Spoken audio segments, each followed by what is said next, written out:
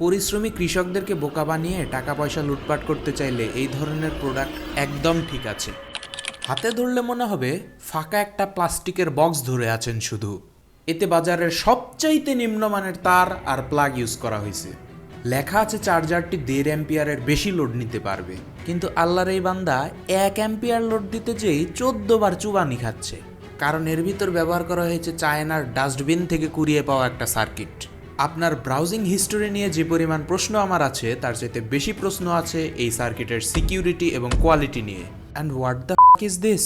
Transformer থেকে literally তার বের হয়ে আছে। বক্সটা দেখাইছে কত বড়, আর ভেতরে সার্কিটটা কতটুকু। পরিশ্রমী কৃষকদেরকে বোকা বানিয়ে টাকা পয়সা লুটপাট করতে চাইলে এই ধরনের প্রোডাক্ট একদম ঠিক আছে। তারা তো আর এটার ভেতরের জিনিস দেখতে পারবে না, কিন্তু এই ধরনের ফালতু চার্জার ব্যবহার করলে যে তাদের স্প্রে মেশিনের ব্যাটারি নষ্ট হয়ে যাবে সেই সম্পর্কে তাদের কোনো ধারণা নেই।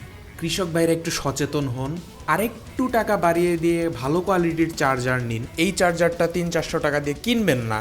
আর ব্যবসায়ী ভাইয়েরা দয়া করে 300-400 টাকায় এসব ফালতু সার্কিট বিক্রি করে কৃষকদেরকে মারবেন না।